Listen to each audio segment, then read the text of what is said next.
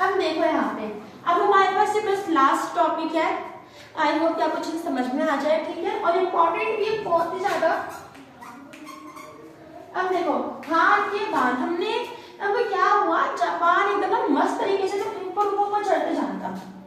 अब ये कहावत होती है कि जो जितनी आगे से ऊपर बढ़ते जाएगा उतनी ही तेजी से वो नीचे भी गिरेगा। तो यही हुआ अपने जापान के साथ। अमेरिका ने क्या सोचा, मेरे को ज्यादा ही आगे बढ़ रहा है तो अब इसको नीचे गिराना पड़ेगा, तो इसलिए इस पे जापान में इसने दो बम फेंके, ठीक है।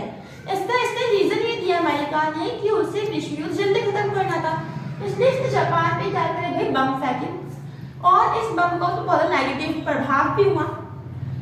ये इसने जापान के नागासाकी और हिरोशिमा पर इसने बम फेंके, ठीक है। अब देखो, अब हार के बाद में हमारे को सब पॉइंट्स बनते हैं कि हार के बाद भी आज अगर जापान देखो तो आज वो इतना अच्छा डेवलप कंट्री बन चुका है, उसका रीजन क्या है। तो इसमें सबसे पहले तो भैया रीड कर लो आर्टिकल 9, क्योंकि इनके संविधान के इन्होंने क्या बोला कि अब हमने ये सोच लिया कि अब हम बिना मजे किसी भी युद्ध में पार्टिसिपेट नहीं करेंगे। तो ये आर्टिकल 9 है, क्योंकि उन्होंने पार्टिसिपेट किया तो उन्होंने इसका बहुत बड़ा जो भुगतान दे दिया था।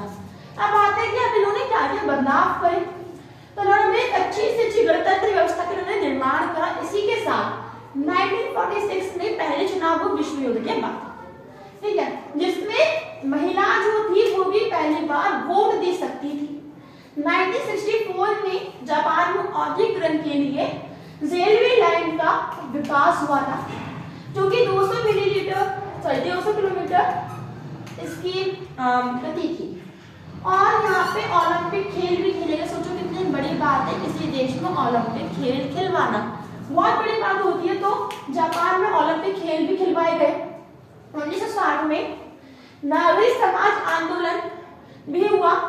अब क्या हुआ, 1970 के दशक में ये जो अपना जापान है ना, इसके बहुत सारे पर्यावरण संकट उभर के आने लगे। एक तो इसमें औद्योगिकरण, उसमें ज्यादा था, फैक्ट्री ज्यादा प्रदूषण हुआ, दो वहां पे बम फेंके, तो इससे भी बहुत ज्यादा नेगेटिव प्रभाव पड़ा, और इसी के साथ वहां पे उसी वक्त एक जहर भी फैलने लगा था। तो इन सबको रोकने के लिए इन्होंने पर्यावरणीय कानून भी बनाए, जो कि इन्होंने 1980 में बना, और 1990 के दशक तक ये जो पर्यावरण जो कानून था वो एकदम कठोरतम कानून बन चुका था विश्व का।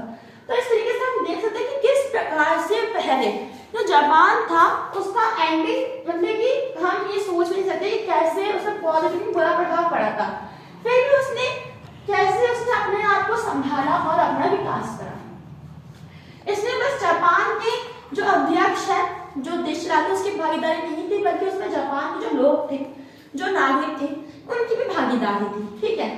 तो आई होप कि आपको ये जो चैप्टर जो पार्ट है समझ में आ गया होगा।